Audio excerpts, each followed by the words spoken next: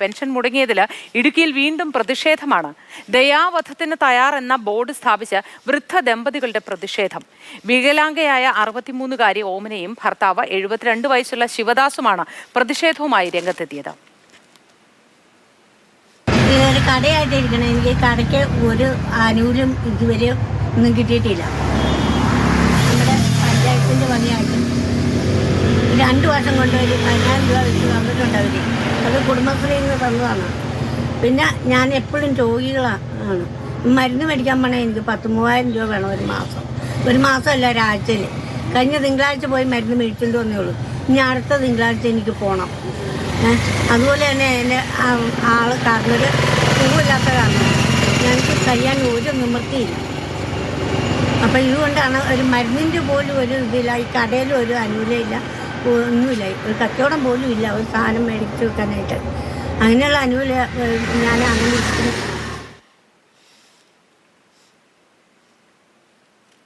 ജെയിനിസ് രാജു ചേരുന്നു.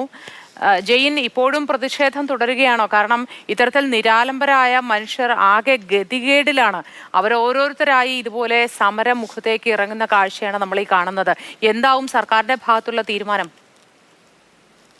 തീർച്ചയായിട്ടും ഈ കഴിഞ്ഞ ദിവസങ്ങളിലാണെങ്കിലും നമ്മൾ കണ്ടതാണ്, തുടർച്ചയായ ദിവസങ്ങളിൽ വലിയ ദുരിതം അനുഭവിക്കുന്ന ഒരു വാർദ്ധക്യപരമായ ബുദ്ധിമുട്ടുകൾ നേരിട്ട് മറ്റു ജോലികളൊന്നും ചെയ്ത് ജീവിക്കാൻ കഴിയാത്ത ആളുകൾ അവരെ കൊണ്ട് കഴിയുന്ന രീതിയിൽ പ്രതിഷേധവുമായി രംഗത്തെത്തിയത്. അതിന് സമാനമായിട്ടുള്ള ഒരു സംഭവമാണ് ഇപ്പോൾ അടിമാലിയിൽ ഉണ്ടായിരിക്കുന്നത്. ശിവദാസനും ഓമനയും ഒരു ചെറിയ പെട്ടിക്കട നടത്തിയാണ് ഉപജീവനം നടത്തുന്നത്. അത് പഞ്ചായത്ത് നൽകിയതാണ്. ആ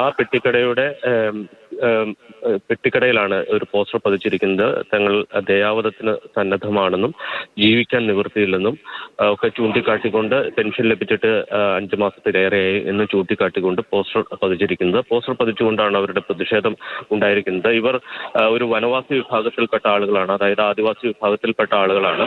ഇവർ കൃഷി ചെയ്തിരുന്ന സ്ഥലം വന്യജീവികളുടെ ശല്യത്തെ തുടർന്ന് അവിടെ കൃഷി ചെയ്യാൻ കഴിയാതായി മറ്റു വരുമാനം ഭൂമിയിൽ നിന്ന് ലഭിക്കാതെ വന്നതോടുകൂടിയാണ് ഇവർ ഇത്തരം ഒരു പ്രതിഷേധത്തിലേക്ക് എത്തിയിരിക്കുന്നത്. അവർ പറയുന്ന ആ ഓമനയുടെ വാക്കുകളിൽ തന്നെയുണ്ട്, നിത്യരോഗികളാണ് 2 പേരും. അതുകൊണ്ട് തന്നെ ആഴ്ചയിൽ 3000 രൂപ കുറഞ്ഞത് മരുന്ന് മേടിക്കാൻ തന്നെ വേണം.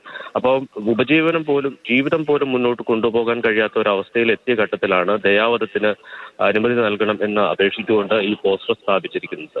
അടിമാലി അമ്പലപ്പടിയിലാണ് ഈ സംഭവം. റോഡരികിൽ തന്നെ ആണ് ഇവരുടെ പെട്ടിക്കട. ആ പെട്ടിക്കടയിൽ നിന്നുള്ള വരുമാനമാണ് ഉണ്ടായിരുന്നത്. പക്ഷേ ഇപ്പോൾ വളരെ കച്ചവടം കുറവാണ് എന്നുള്ളതാണ് അവർ ചൂണ്ടിക്കാട്ടുന്നത്. ശരി ജെയിൻ.